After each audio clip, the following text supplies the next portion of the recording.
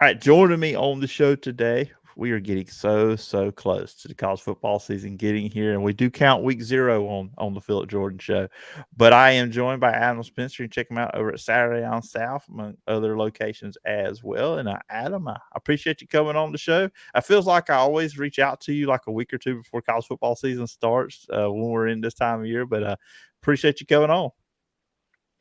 Yeah, thanks for having me. It's a good time of year. So like you said, we're getting close, so close we can almost taste it here. So happy to join.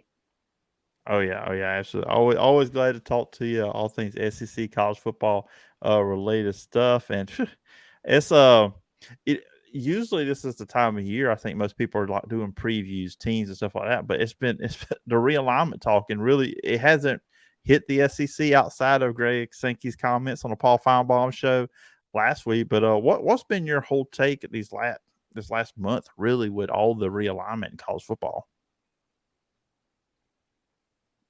Yeah, I mean, I think we're just seeing it move more towards a professional model, and I think that was inevitable once huge uh, the huge amounts of money started coming in through the TV networks. I think you saw the Big Ten network, really start to do well. Then the SEC had the foresight to sign a big deal with ESPN, and that's been beneficial, I think, for both sides. The Longhorn Network, not so much, but then Texas is now joining the SEC, which is that was the first domino in the realignment stuff. So you know the SEC got it once, and is now sitting on the sidelines for this round. But I'm not too surprised by that. I think they're going to be pretty closely watching what happens with this ACC grant of rights thing, and we'll go from there.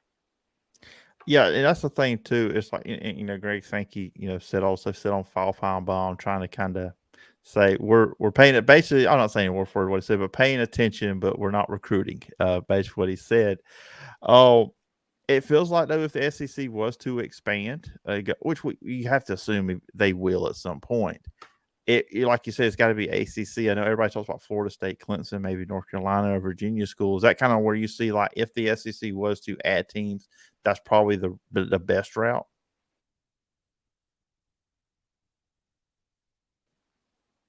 Yeah, is the number one school. I think that's the biggest market and the biggest fan base in North Carolina. So I think that they'd want to get that North Carolina for having the SEC network headquarters in Charlotte and everything.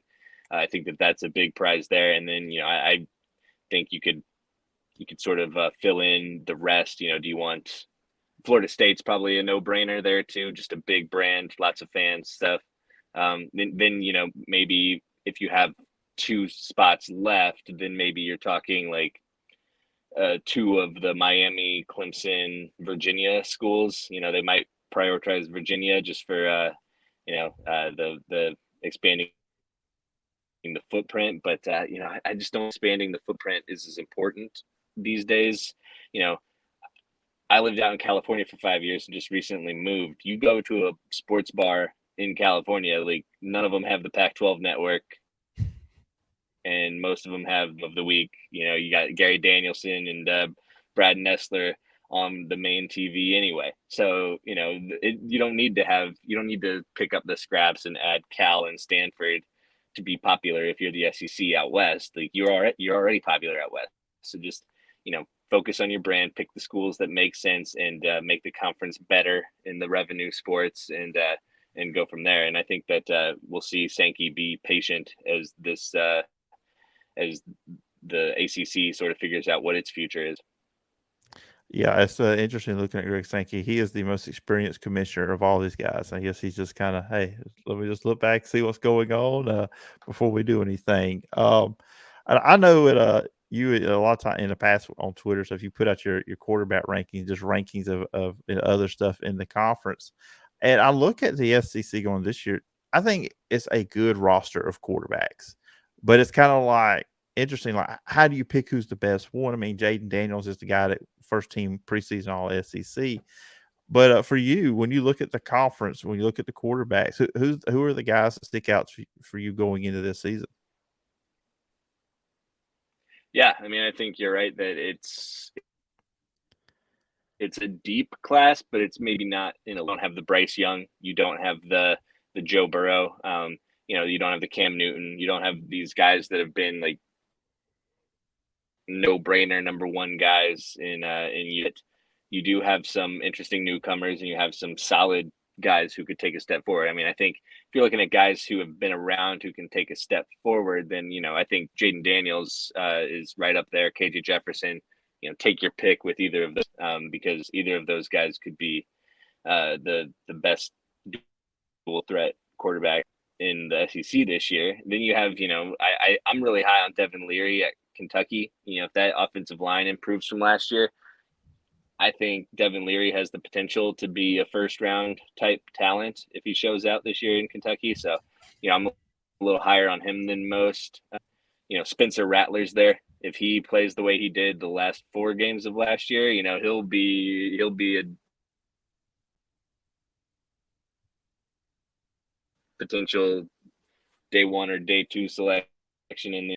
I worry about his offense changing. I know they're not going to change too dramatically, but just nobody's Mike Leach, and Mike Leach and Will Rogers seem to be in sync. So I'm worried about him maybe taking a little step back. We'll see. Then you have the guys. Carson Beck seems to be drawing some pretty good reviews this year. So I think Carson Beck is a real wild card. Who could be one of the best. And then we haven't even mentioned Joe Milton yet, who's got the strongest arm in the country. And I think he's a guy that if we see him tone it down a little bit, because we saw him overthrow receivers by like 10 yards last year. If he tones it down a little bit, he could be great too. So there's a lot of guys who could fill that number one spot. It's just going to be interesting to see who actually steps up and does it. Yeah, you mentioned Carson Beck, and that's where I want to go with Georgia, and especially when looking at the East side. Um, they just look like overwhelming favorite on that side. Do you see any? It's got to be probably Tennessee if there is going to be one. Somebody that can challenge them, that can give them a game, because you look at that schedule. I mean, it's an easy schedule. It's a very favorable schedule for Georgia. Just what are your thoughts on them just kind of navigating the SEC? Could they be potentially upset or somebody put scare into them? I'm looking up Georgia's schedule from last year too, because I seem to remember. I mean, you're right. I think that they're going to run away with the SEC East title again. I think that that's. But you know what? If that Missouri game was in Columbia again, I would say watch out for my Tigers, because they're the ones that gave Georgia the best game in the regular season and the SEC championship game last year. 26-22. Mizzou really put a scare into Georgia at Faurot Field, Mm-hmm. and that defense is going to be good again. And let's see when they play this year, because if they catch them early, I mean, I don't know when they catch them. Now it's towards the end of the season, and it's the homecoming game. So, I wouldn't pick Mizzou to win that game. I'm not going to be that bold, but I think that Mizzou is a team that can, maybe throw some looks at Carson Beck that he's never seen before. There is a talented secondary there. Chris Abrams-Drain is a potential. If he has a good year this year, he could be a first round pick. So I will say Tennessee in Neyland Stadium. We saw them be there. So, I think Tennessee is probably your number 2 in the SEC East. I'm just saying, don't sleep on teams like Mizzou. Don't sleep on a team like, they just get a lot of these borderline games at home. They obviously Florida's in Jacksonville, but then they get Kentucky and South Carolina and Mizzou all at Sanford this year. So I think that that's a big benefit for them, because, if one of those games was on the road, that could be a toss up. So yeah, I do think Georgia escapes. I think Carson Beck, he has potentially Georgia's most talented receiving core in recent memories. Not to keep harping on the Mizzou guys and stuff, but Dominique Lovett was a heck of a receiver for the Tigers. He could be right there alongside Ladd McConkey. They got Ra Thomas from Mississippi State. Oh yeah, they still have Brock Bowers, who's a lock to be a first round pick. So, that's a talented group of weapons that Carson Beck will have to use at his disposal. And so, I'm expecting him to keep the momentum going for Georgia, pick up where Stetson Bennett left off. He's not going to be Stetson Bennett, but they're not going to ask him to do that.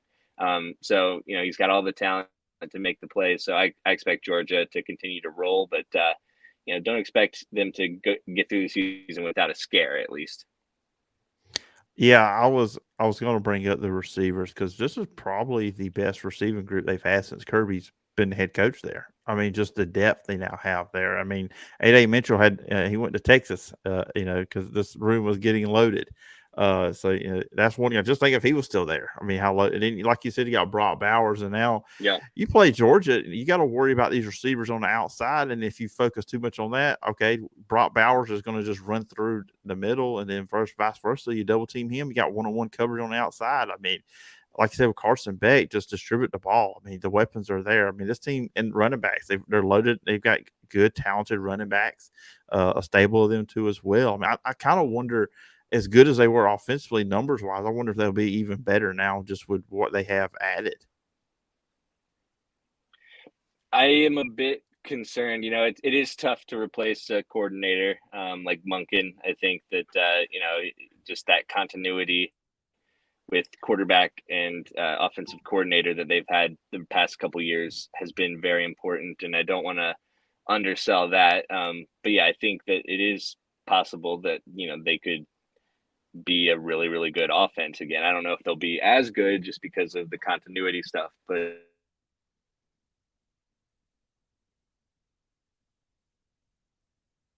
yeah, I would be. And if they're not, I mean, I think that says a lot about Mike Bobo rather than the talent on this team. So, Yeah, I'm not the biggest Mount Bobo person myself, but I feel like, okay, the talent, sometimes can get past that. But yeah, and that was when that was when Mark Richt was the head coach. I always questioned just not sticking to the running game. I don't know how many times they had Todd Gurley. He'd get you all the way into the 10 side of 10. You want to throw it 4 straight times. Same thing he did at Auburn. I mean, the Penn State. Adam, I remember the Penn State game. They get all the way inside the 10 because of Tank Bigsby and Jarquez Hunter, but all of a sudden now you want Bo Nix to throw it 4 straight times, and it's just Mike Bobo. I think can get in his way, but I think you got a head coach there that can kind of correct him back to where he needs to get to as well. I agree with that. I think Kirby runs the tight ship there, and he's not going to let he's from the Nick Saban tree, and we've seen Saban's famous rants at his assistants on the sideline. I don't think Kirby's afraid to let one of those fly too. So I think that's going to be. I think we're going to see that at some point early in the season, and then I think the offense for Georgia a bit, and they're gonna get back on track. Yeah, absolutely. Yeah. Just ask Lane Kiffin. He knows all about what to expect when them chewings that you can get on the sidelines from a Nick Saban, and then like I said, Yes, Kirby Smart is exactly. cut from that same cloth. So it is watch out, Mike Bobo.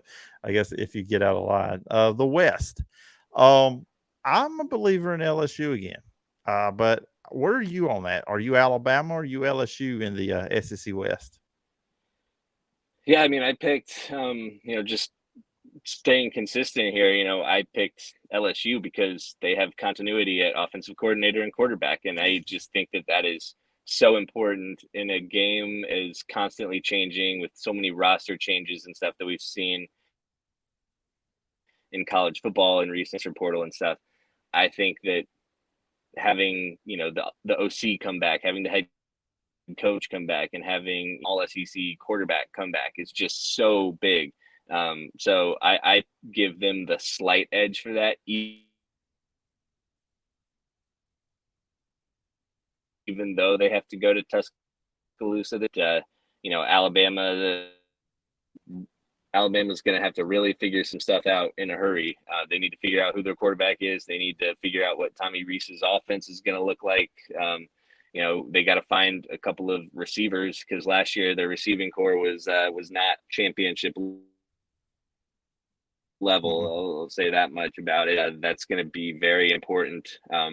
for them to answer some of these questions really early in the season, or they're going to pick up a loss to a team like Texas and really hurt themselves in the eyes of the playoff committee, which Saban's been lobbying for his team since they were left out last year. But if they lose a couple games, then I have a feeling they're going to be on the outside looking in once again. So that early season stretch for Alabama is super important. And if they don't figure things out, then I'm going to feel even better about my LSU pick. Yeah, and that, I mean, that's for me too, because we just know what LSU. LSU got someone coming back, and then you look on, on defense. You got Mason Smith's going to be returning on that side of the ball too as well. Harold Perkins, where he goes there. I mean, Alabama defense should be good. And it's the quarterback, and also like you said, the wide receivers. I mean, who's going to step up? I mean, we're so used to Alabama having NFL caliber receivers out there. I mean, it's not been there for them. Now, I'll ask you too. Nick Saban has seemed like in a very good mood here in the during camp, joking around. I was like, okay, he's joking around a little bit more than what we're used to. Do you read into that as anything like he's very confident in this team coming up? I think that he knows how to adapt his coaching style to fit what he needs. I think that he's, if his team needs a lighter touch, he can do that now in his older age. I think he's learned how to adapt sort of to this new way of coaching, and I think that that's prolonged his career because he hasn't stayed as one of these like old school grind everybody into the ground coaches. He's adapted to today's generation of players, and I think that that's been to his benefit. So, if he feels good about where the team's at right now, that doesn't mean that he's always going to feel that way. And it just means that these guys are putting in the work to a sufficient level. Now, are they as talented yet? That's the question that we're going to need to have answered, and we're going to need to see on the field. And we'll get that answer in like week 2 or week 3, whichever one that they play Texas in. Yeah, I mean it's going to be huge, but I think it is a good sign. If we want to read into it, is it a good sign, a bad sign, or a neutral sign that he's being so fun this offseason? I'd say it's a good sign. I'd lean towards that. Yeah. Yeah, but if they lose that second game to Texas, we will not be seeing this Nick Saban at all. It will be a completely Absolutely different side of it. not. The other team in state, Auburn.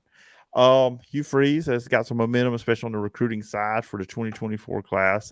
He pretty much rebuilt the offense. I mean, you look at the roster outside of Joe West Hunter, there's not a lot of guys that familiar to Auburn fans probably that played on the team last year. Just through the offseason and going into this season, what's been your opinion and your views on the Hugh Freeze so far at Auburn?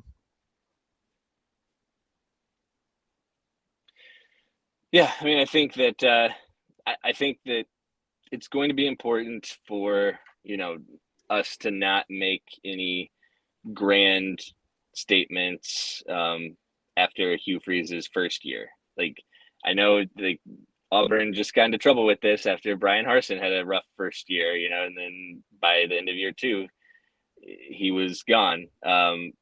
So I think that it's important to give Hugh Freeze a clean first year.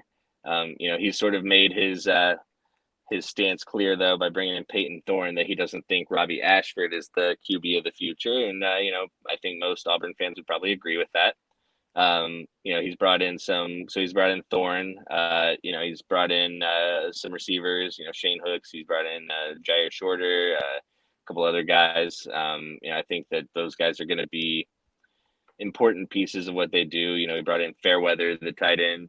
So I think that what he's doing is, like you said, he's completely revamped this, like pretty much every position group, but the running backs in the secondary have been completely overhauled there. And I think he was smart to leave the secondary alone, because I think that could be, one of the strengths of this team. I mean, Nehemiah Pritchett is a really solid corner.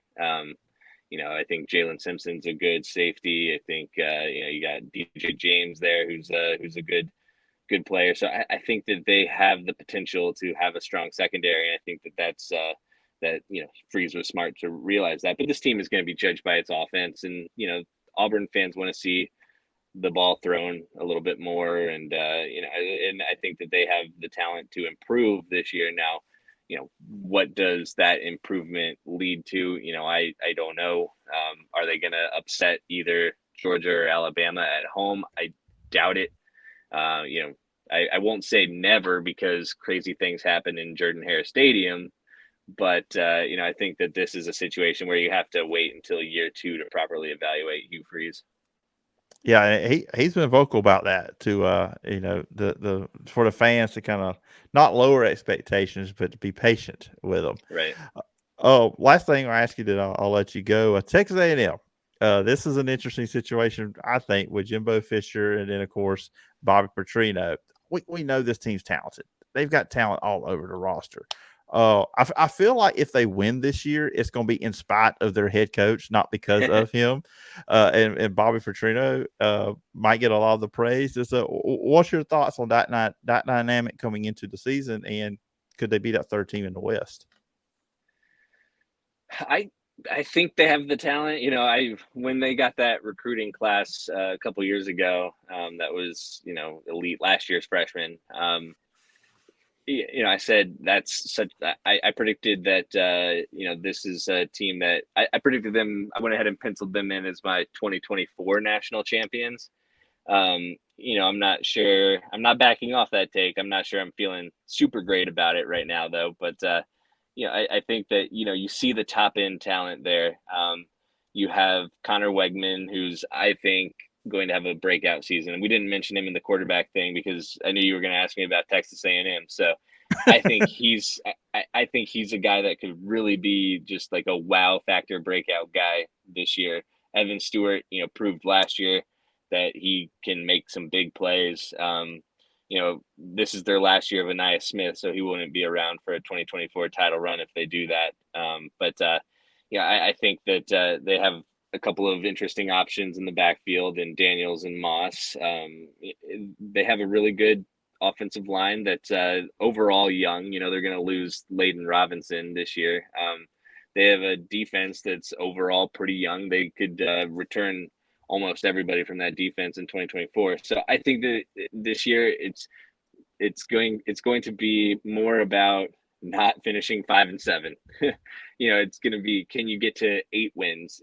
If you can get to 8 wins, I know there will still be some in College Station that say, well, we're not paying for all this money for 8 wins. And that's true because Kevin Sumlin got fired for going 8-4 over and over again.